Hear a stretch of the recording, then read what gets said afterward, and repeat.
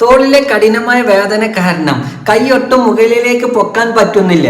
Frozen solder സീരീസിലെ 4ാം എപ്പിസോഡിലേക്ക് സ്വാഗതം. ഹായ്, ഞാൻ ഡോക്ടർ ഷംഷീർ. ഇന്ന് നമ്മൾ നോക്കാൻ പോകുന്നത് ഈ രോഗം ആർക്കൊക്കെയാണ് ഏറ്റവും കൂടുതൽ വരാൻ സാധ്യത എന്നതാണ്.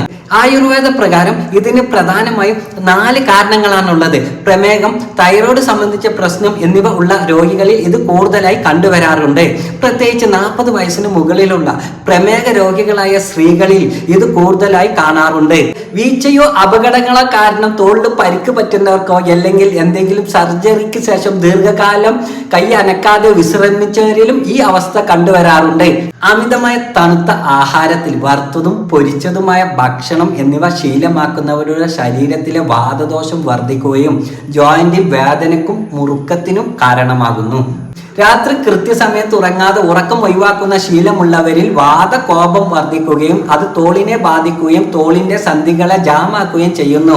ഈ പറഞ്ഞ ഏതെങ്കിലും വിഭാഗങ്ങളിൽ നിങ്ങൾ ഉൾപ്പെടുന്നവരാണോ എങ്കിൽ അല്പം ശ്രദ്ധിക്കുക.